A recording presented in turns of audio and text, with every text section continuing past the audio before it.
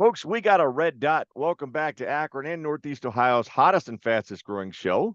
And we are coming to you this morning with a special story. Now, if you recall, back in July, I mentioned that we were going to start featuring places around town that focus on recidivism, along with addiction resources, counseling resources, and mental health resources as well.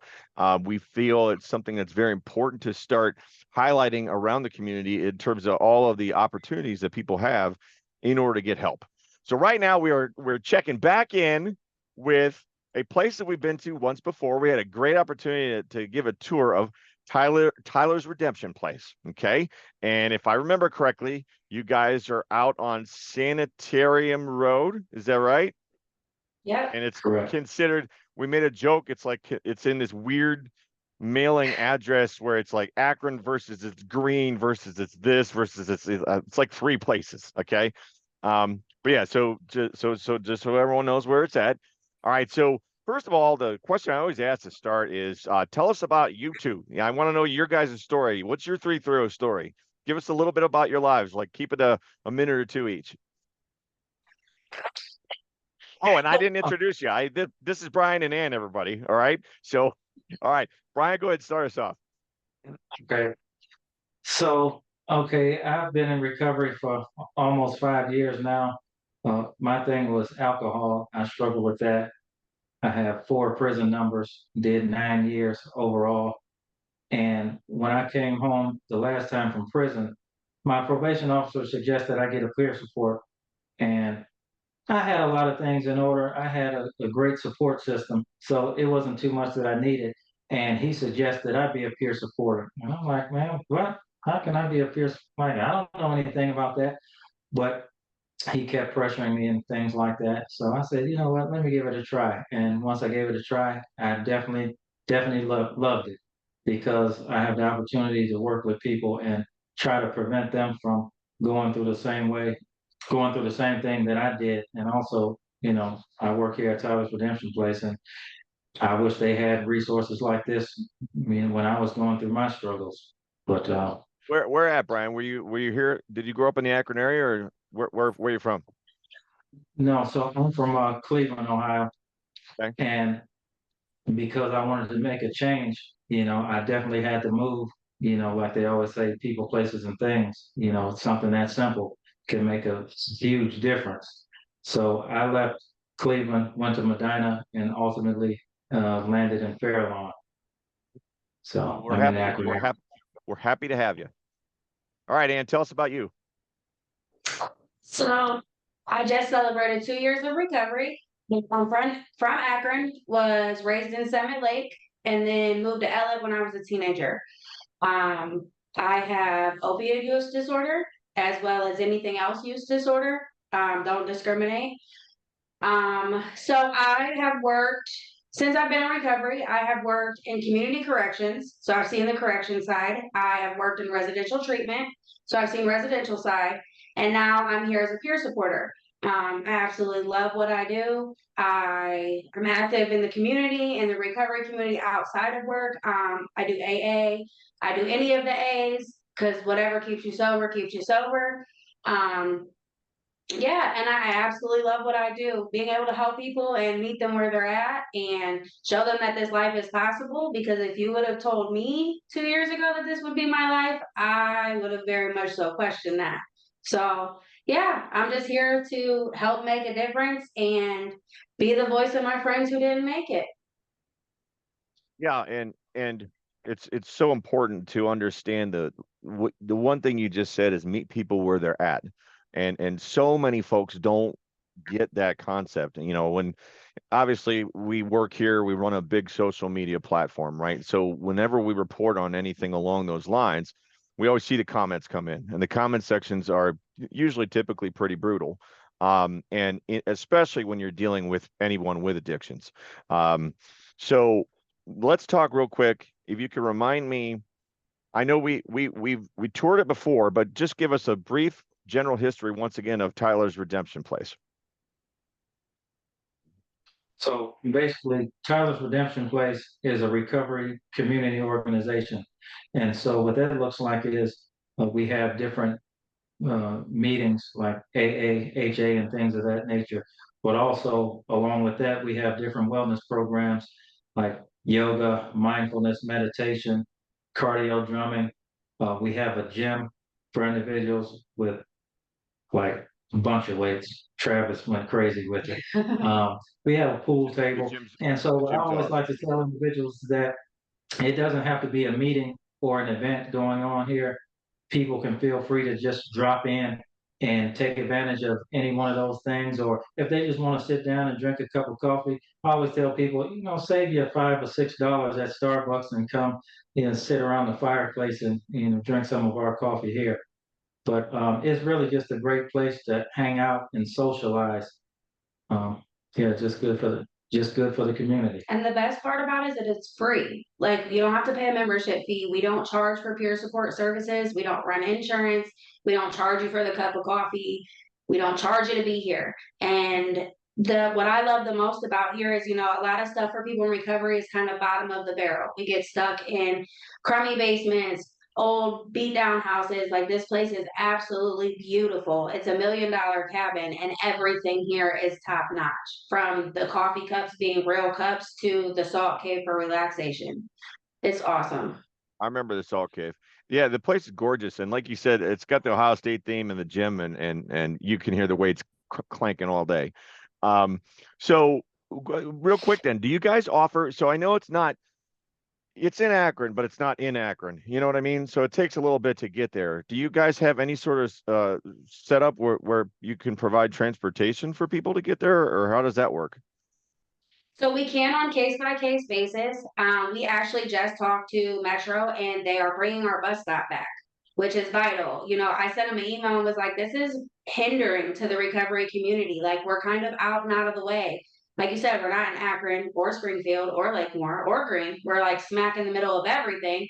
The nearest bus stop's almost a mile down the road. So they are bringing our bus stop back so that we will be able to be on the public transportation route, which will be a huge benefit because a lot of the people in the community definitely need to utilize the bus stop.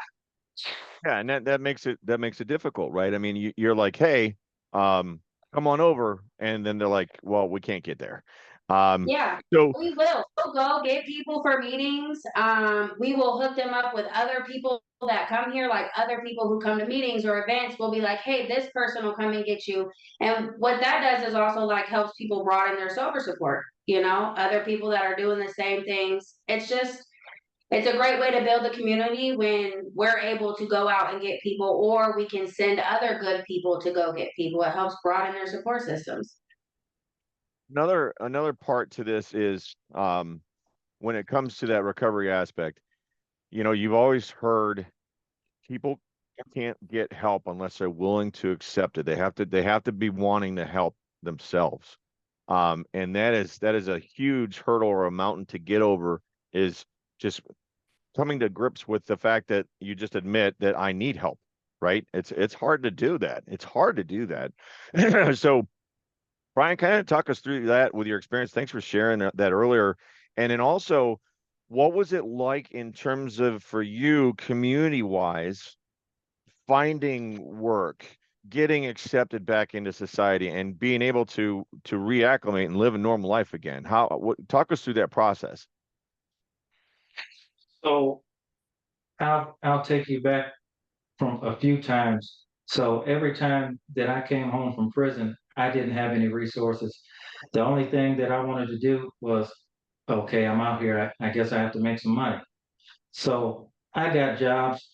It really wasn't difficult for me to find a job. I was a union bricklayer at one time, but with that, the union, the individuals in the unions usually have the stigma of being alcoholics, using drugs and things like that. So yeah, I was around other individuals that used alcohol and things like that. Oh, let's go to the bar, let's do that. So that was definitely my downfall. So I had three numbers dealing with drugs and trafficking, and my last number was for DUIs. So that's what really made me think that I needed a change. So I moved I made a move, but had no idea that I was going to meet the people that I would meet and find these different resources. So haphazardly, I had found Tyler's Redemption Place on Indeed after I had went through a bout of just working just to work. And really, this is what helped me kind of immerse myself in the recovery community. But in Cleveland, nothing close to this. There's no recovery community organization. Uh, the only thing there is up there is church basements and things like that. So this was definitely a blessing coming down here and meeting the individuals down here. And the Akron recovery community is like outstanding. It's kind of bizarre. I'm like, man, people are this nice. I was like, wow, people really want to help you like this. But yeah, it's definitely great. So I'm glad that I made the move. And I was just talking to a young man the other day from Cleveland in a treatment down here in Akron. I was telling him that this is probably the strongest community that he could be in. But yeah. Very cool. And flipping to you, same kind of question. And I know there's old life and there's new life, right? So there's that point where you said, okay, I'm going to make that change. And at that point now, you're still living your life in and around all the people that were part of your old life. So how accepting was your community in terms of believing in you and helping you versus, oh, well, she's just going to mess up again. You know what I'm talking about when it comes down to that community involvement versus social media life and all of that. How does that work when you go from the old to the new? It is hard to say it in the easiest way. There's nothing easy about it. From family to friends, everyone just waited for me to fall again. Um, there were some that were accepting and there was more that was not, like no one was sure to believe me, which I don't blame them. The life that I lived and the things I was doing, I don't blame them. But when I was ready to make that change, it was hard to continue to want to change when everyone just expected me to continue to do the same old things. I was very blessed to be able to have a best friend who was already into the community world. So she kind of held my hand a little bit. But it was also hard because, like, when I would go to try to find jobs, I haven't been to prison, but I've been to jail. And because of the charge on my record, it does make it hard for me to get a job a lot of places when you're considered a quote unquote violent offender. So it automatically rules me out of so many things that I'm overqualified for. And then I add on to, well, now I struggle with addiction. So I have to watch what kind of jobs, I could go work in a bar, but how beneficial would that really be for me? Of course, they're going to accept me, but then what will my life become? So putting one foot in front of the other was the hardest part, especially in the beginning. I was so dead set on proving everyone wrong that motivated me, so extremely motivated me. And there's still people today, 2 years later, that are still waiting for me to fall, that still just expect me to go back to the same things, that are just watching and preying on my downfall. And that's okay, because if that's their agenda, then that's their agenda. There's lots of people that talk about my old life. There was pictures and videos of me in active addiction sent all over the internet, all over social media.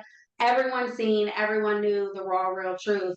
So there was no hiding from it. But if they're still talking about it, I mean, they're robbing a house I don't live at anymore, so it's not even my stuff. But nonetheless, it still does hurt my feelings because I've come so far and I've done such great things. I work here, I've worked in treatment and in the jails. I partner with the court system and help peer support through there. But there's always going to be those people who I'm always just going to be a drug addict. And that's what sucks about the stigma of addiction, because once someone sees that label put on you, there's really no taking it off, no matter what you do. I could be the president tomorrow and it still wouldn't be good enough for some people. What a great answer. So much to unpack there. And again, to both of you, I appreciate both of you opening up and sharing your personal stories. And obviously, from what you do there, it's so important for you to do that with the others that come to seek help. All right. So with that being said, we've got a couple minutes left. Tell us about some of the programs that are coming up. What are some of the things that you guys are going to be doing? Man, Recovery Month is next month. September is National Recovery Month. We have something every weekend. We are going to do a recovery bonfire with a speaker who was once a sheriff and now he's in recovery, and that's what he does. We're going to have an obstacle course day where we're going to have a dunk a cop, which is great for our community. Put a cop in a dunk tank. We're doing a country music concert, which is going to be super awesome, which comes with a raffle for all this cool stuff like Beats headphones and an iPad and all these different things. And then what else? Oh, and a cornhole tournament. We have a cornhole tournament, and that's something every weekend, all month of September. You can always find it on our website, hopeunited.life. It brings up our calendar and it has a list of everything. What else we got? Oh, also, we just received some virtual reality headsets. So we're gonna do some programming with that because that's good for individuals in recovery because it helps individuals deal with PTSD, childhood trauma, and just everything healing. Yeah. Basically, really just everything healing. And you really don't know until you put on these headsets and all these different things come to mind. So I was traveling through New York City at one time, via the virtual reality headsets, and I seen all these people on the streets, and I was thinking about where I once was, being almost, homeless at one time, and dealing with different individuals on the streets and drugs, and sometimes we really just have to unpack that. So when we have these triggers, well, we just talk about it. So after an individual has their experience, we'll talk about it and we'll unpack everything. And basically, we won't tell them, what they need or what they went through. We'll just ask them, what do you think you went through? And a lot of the times, everyone always has the answers for themselves. All you have to do is just give them the opportunity and let them know, if you just think about it, you really do have these. But I believe that virtual reality, uh, the headsets that we're having, it will definitely really help a lot of individuals with their recovery. And we Okay. also always have peer support going on. We're here 6 days a week. If you need resources, if you just need somebody to talk to, we're here. That's what we're here for. And we love to do that when people come in and just hang out and we just talk to them and see how they are, or they just need somewhere to let it out. That's the best part about it, is that we're always here for the drop-in center. Yeah, you don't really have to schedule anything, just drop in. Listen, guys, I really appreciate your time. This is a lot of information.